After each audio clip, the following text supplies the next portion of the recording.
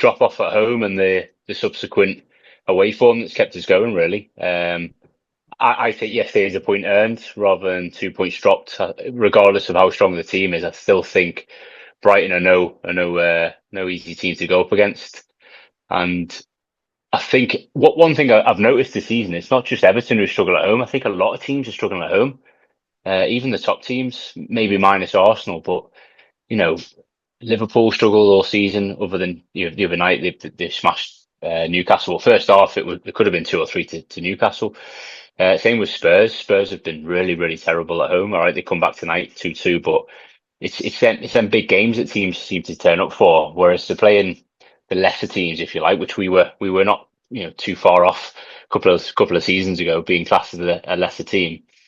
It seems to be a real struggle, and I find it baffling, really. But if we could just pick up at home and start keeping some clean sheets to start with, and then grabbing a goal like we do away from home and winning games, we'd be in such a stronger position. And yet here we are, still sat ninth, I think, as of end of play today, which is it's pretty impressive considering all the injuries and suspensions we've had over the last 6 to 8 weeks. Yeah, I'm still definitely in the optimism camp, which is unusual for me. But given how we've been doing the last few years, I think this is such a good place to be at the moment. Now it's a case of we get someone in, if it's George from Chelsea or if it's another couple of other players, then you know, with a pinch of salt, the world's our oyster to a degree. In terms of maybe fighting Europe, because who would have thought that 18 months ago? You know what I mean? Well, that Tyrese George is a done deal anyway. That's like I said on the group a few days ago.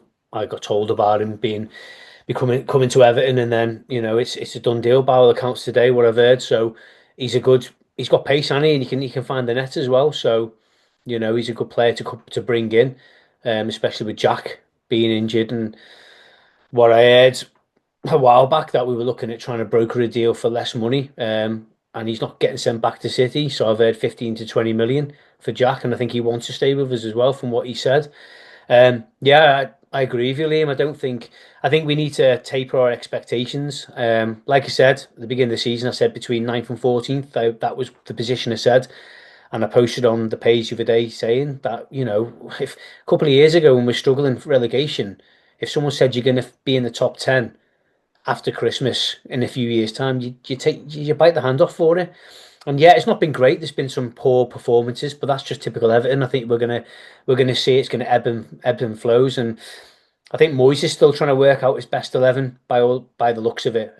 Dropping Patterson, I don't agree with over the weekend, but maybe Patterson's not fully fit, or maybe his desire to leave is a reason why he's not playing. Because you're not going to play someone if they don't want to be playing for our club and want to move elsewhere. Do you know what I mean? So a point away at Brighton, definitely a point game, because they're a very good team, very organised team, and have been for a number of years. So I think it's a point gained. I think the home form, yeah. I think the stadiums. I think it's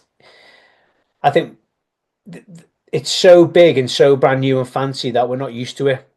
We're used to Goodison Park, and we're used to the roar and the closeness of the crowd, and it not being quite fashionable. And we've always been that unfashionable team. But I think now we've got a world class stadium.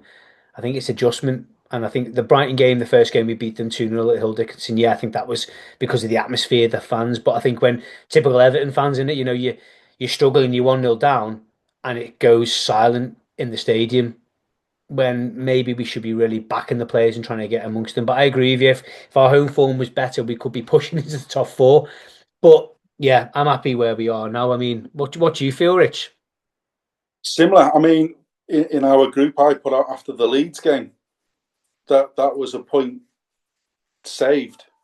Now, okay, not everybody agreed with me at the time in the group, and they were saying, no, we're at home, we should be looking for the 3 points. And yeah, I agree, we should be looking for the 3 points.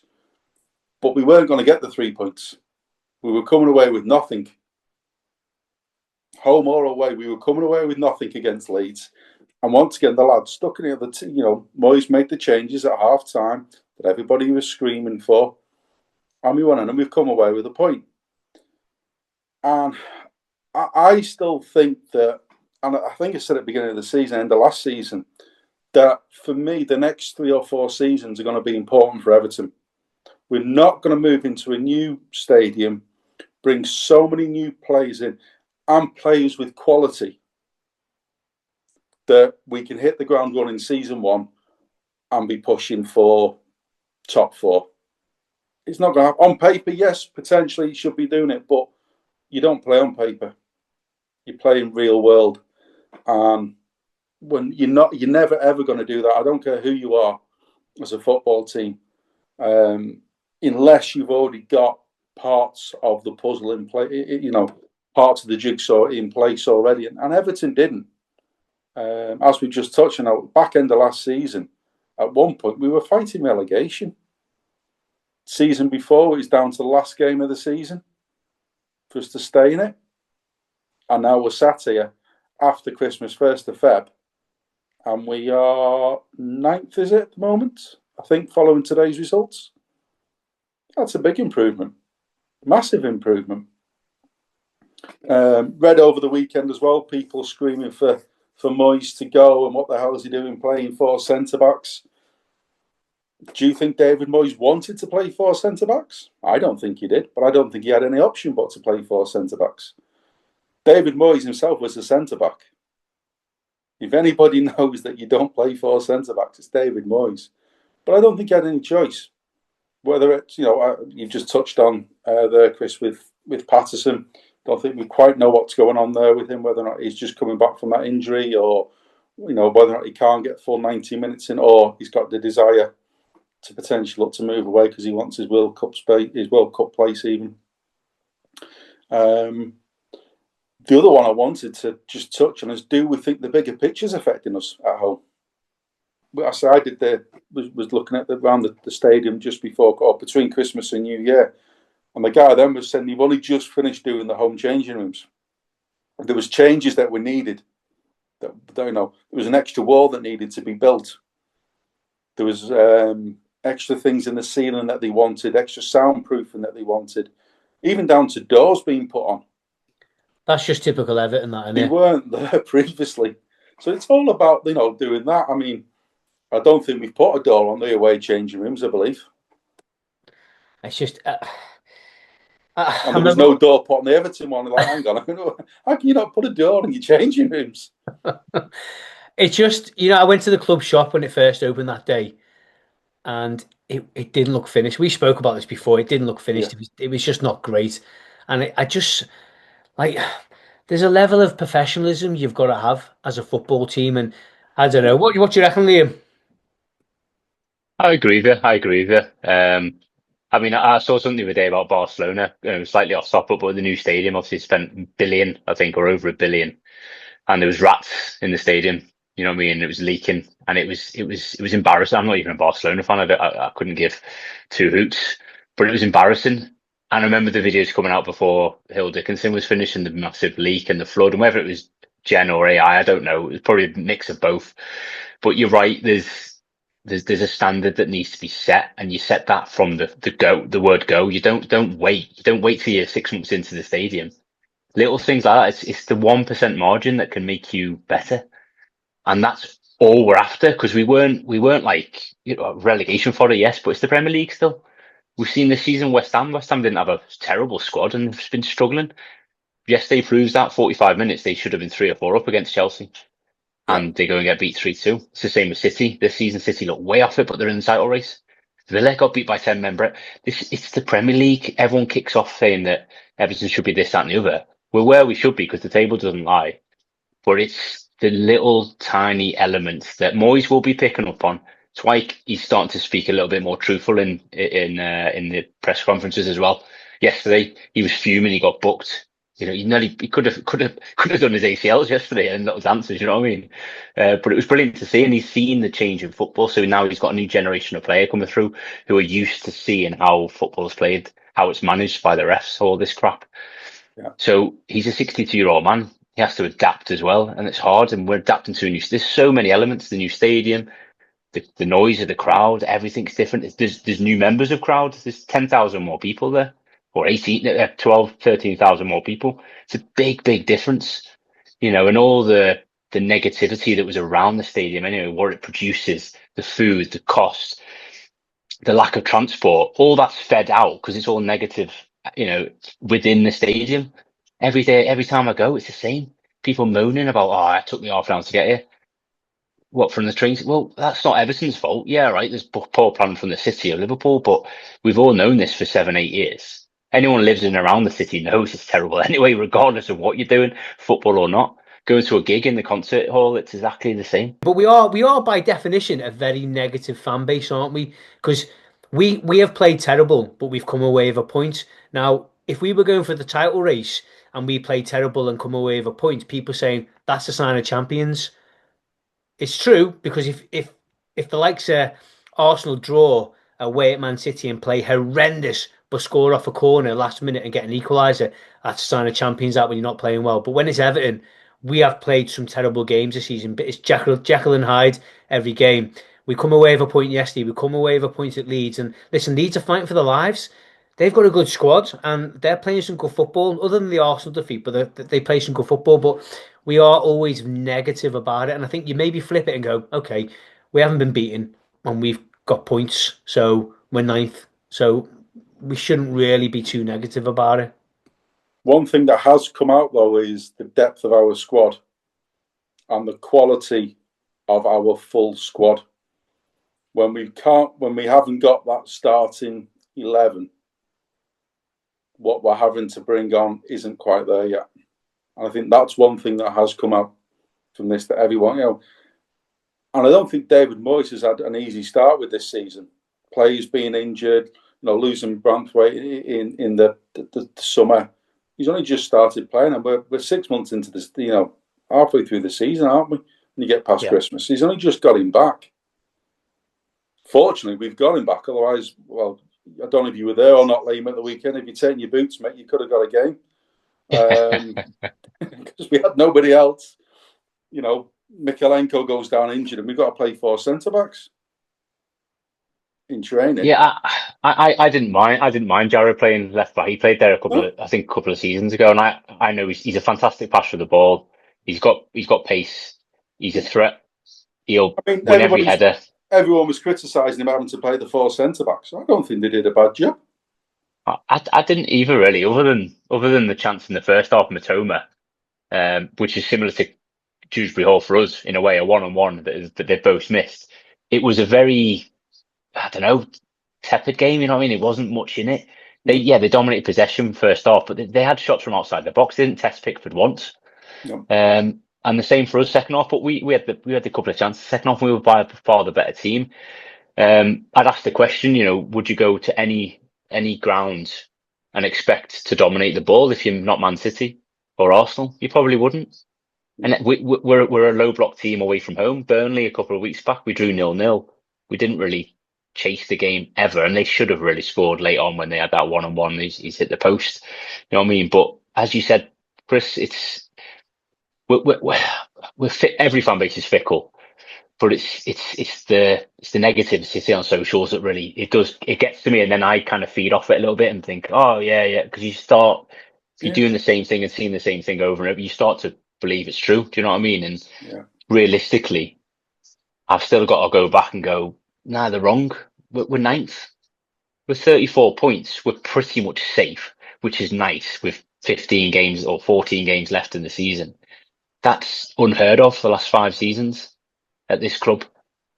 Do you know what I mean? Lampard, Rafa, Dyche. We've went through that horrible ordeal with an absolutely horrific ownership model. Horrific. Do you know what I mean? And now we're bringing in youngsters. Yes, and now everyone's still moaning. Barry, Dibbling, they're crap. They're not good enough. Harris Armstrong. No one's mentioned how good he's been and how this might affect his development anyway, because he's meant to be at Preston, smashing it and helping them. And you see Preston's drop off. Do you know what I mean? I think they won the weekend, but still, before that, they got smashed. There's so much positivity. We need to stop picking up on every single negative point. I'm as bad for it. I kicked off against the Leeds game because we were absolutely appalling the first half. But he did what most of us could see: just match them up, and you'll dominate the game. And we did. We dominated the second half, and we could have won it. They could say the same in the first half, and that's why you look at Farker, his reaction. He was happy to come away with a point because he realised it was a game of 2 halves, as was Moyes yesterday to a degree. And that's why he celebrated. Who celebrates the 97th minute equaliser? It's not often. He knows how important that was to keep the away form going. Unbeaten in 3. Yes, it's only 5 points, but still unbeaten in 3. Went to Villa the other week and won. I know, all right, Brentford did that today, but that's only the second defeat they've had at home for God knows how many games. Do you know what I mean? There's a load of positivity to be had. You look at the wins away from home, and similar to how we did when we got top 4 years ago under Moyes, won 7 on the bounce, won it 1-0. No one was complaining then, but here we go. Do you know what I mean? So it's hard when you get beat. No one likes to lose, right? But especially if you play poorly. But we haven't lost that many times this season. We've lost, I think, 4 or 5 of them to the top 5 clubs currently, or top 5 of the top 6 clubs. So it's not bad going. You also got to remember as well, we've only just about got a striker now who's finding the back of the goal on a regular basis in Barry. Listen, you guys know my opinion on Barry. I don't think he's good enough yet. I put yet because I think there's a lot of work for him to do. And he's come out and said it himself. He's working on every aspect of his game. And it's a shame because usually we'd have a number one striker that you can learn off. And unfortunately, he's not at the level, in my opinion, at the moment. He does work hard and he's there in the right place to score. But he wasn't brought in to be the number one striker. Moyes said, he didn't want to bring him in too early and get games. Unfortunately, we haven't got an out and out striker, so he probably does get a lot of criticism from myself as well. And it's not his fault. He's that he's not firing on all cylinders. Because he wasn't expected to come in as number one striker. I think Moyes thought Beto was going to be doing a lot better than what he is. So fair play to him. He's not there yet. I think in a couple of years, I think he could be the finished article and we could have a really good striker on our hands. I do believe this transfer window we need to bring in someone of proven Premier League quality that can get goals, because we can't rely on a 23-year-old who's not experienced and doesn't have it's not at the level at the moment, because it will be our downfall. Luckily enough, Beto's come on and scored last minute, but you might get someone on loan. You never know, a striker on loan. We just never know. I think before Christmas, they both only scored 1 goal, was it? Or 2 goals each, something like that, from memory. Okay, we're now 4 weeks later than that, 6 weeks later than that. But all I say is his conversion rate over the last is and that is good. Kudos to Barry, because he's, I think, 5 goals from 11 shots. That's the current conversion rate. It's pretty good going. So pretty good going. I think I saw a stat from yesterday. He's at 89 minutes and 0 shots, though. Beto 10 minutes and 1 shot, but at least he scored. So I get that, but we didn't create anything for the first hour, really. No. And he then set up the chance. It's not just down to the striker, though. But what I'm saying is that he has still got, as Chris was just touched on, he still does need a lot of development. But I think Moisey came after yesterday's game as well, didn't he? He's pleasing Moisey, but he's still not the finished article. Mm-hmm. Yeah, 100%. That's why I'm wondering whether he should bring someone in, like a striking coach. You know what I mean? We're talking to a friend the other day about Big Dunk maybe coming back. I know he wants to be a manager, but it would be ideal, wouldn't it? Because he's exactly the right profile. Dunk was underrated in terms of his technical ability. He was a fantastic player. You just wonder if you could bring someone in who's got that attacking prowess. That's why if the Lukaku link was real and we could get Lukaku in for an 18-month contract, 2-year contract, whatever, it would be ideal just to work with someone like that. Was Beto, unfortunately, they're very similar in terms of they're lacking maybe that cutting edge, but work rate, you can't fault them. And Evertonians will always appreciate that, but you want people who can put the ball in the back of the net. He's shown more now, and hopefully maybe Beto gets a chance and he can show that he's got that kind of ability.